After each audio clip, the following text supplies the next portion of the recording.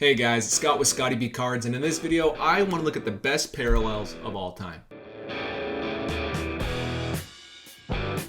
So this video is going to be a little bit different than normal. And the reason I say that is because Topps has produced some fantastic parallels over the years. They kind of solidified their format starting in 2014 on, but I want to look at the best parallels of all time. Most of them are going to be one-offs where you might not have seen these parallels yet. And if you're a player collector, you can go buy those parallels. So let's talk about the ground rules. The rules are simple. Flagship only. When I say flagship, Topps Series 1, Topps Series 2, or Topps Update, unless it is a 1 or 2 year Chrome parallel. So there's some Chrome parallels that were only done 1 year or 2. Those are fair game in this list. But we're going to avoid like the Topps Chrome parallels, like the gold and the blue and those things. I want to look at the more unique, rare stuff. On top of that, the parallel has to look good on every player. Some parallels look great on Braves players, or some parallels look great on Orioles players or Giants players any given year. But the parallel itself needs to be the thing that's actually cool. And that's what I want to look at. It does not need to be numbered. And if it is numbered, the serial numbering does not impact where I'm actually ranking it on this list. And a parallel can only be used one time. So I can't have Independence Day twice. I can only have it one time. So again, parallels I am avoiding: all black parallels, all gold parallels, all platinum 1 of 1 parallels, and basically every single Topps Chrome parallel unless it was a 1 year knockoff, maybe 2 year knockoff. So let's dive into this. At number 13,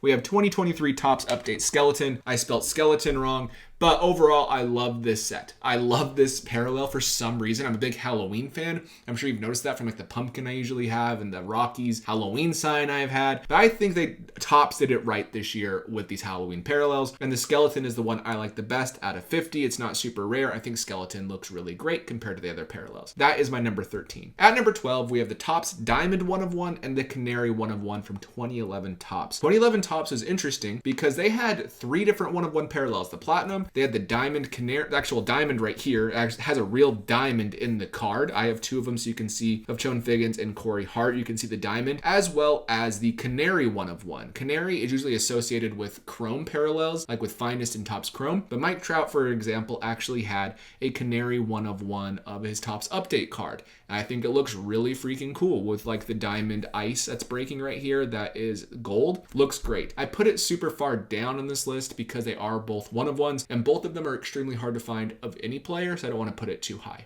At number 11, we have the 2012 Topps Gold Speckle. These are not numbered, but I really enjoy the foil pattern, and you're going to see that throughout this video. But this foil pattern of 2012 Topps Gold Speckle, they look great. They did a really great job, and they kind of refract a little bit. When I say refract, like refractors, how they have the shine, that's what these have as well. Now we're going to jump into the top 10. At number 10, we have 2014 Clear. This was the first clear card that was introduced. These are still being produced today. These will be the only clear cards in this video. These are numbered to 10, and they're acetate, so they're kind of see-through. Here's the front of the Aaron Sanchez card in the back. They kind of like film in a weird way.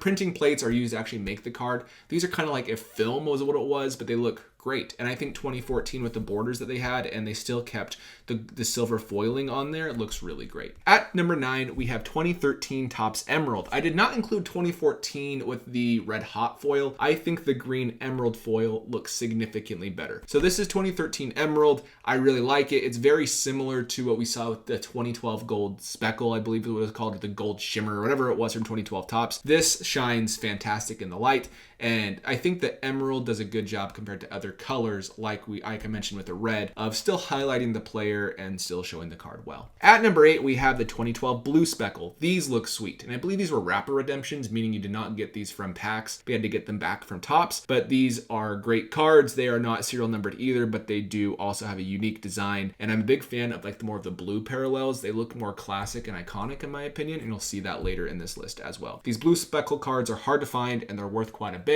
So if you want one of like the Bryce Harper update rookie, I don't know if they did it for update, I can't say for certainty, but overall, if you want to get the Harper rookie, let's say it does exist, be ready to pay a decent chunk for that. At number 7, I included the Topps Diamond and the Cognac. These are the Cognac, and this is the Topps Diamond. Both of them, the 2011 Topps set was fantastic, and people really like the Cognac. I asked people what their favorite parallels were. I saw Cognac pop up a ton. My only beef with Cognac is it's really dark. Which I think is the point of the name Cognac. It's really dark and kind of hard to see what's going on at times, so that's why if I had to pick one to go above the other, I'd probably pick the Diamond. But overall, both are great, and the Diamond does sell for slightly more for the big rookies like Mike Trout, like Freddie Freeman, like Paul Goldschmidt.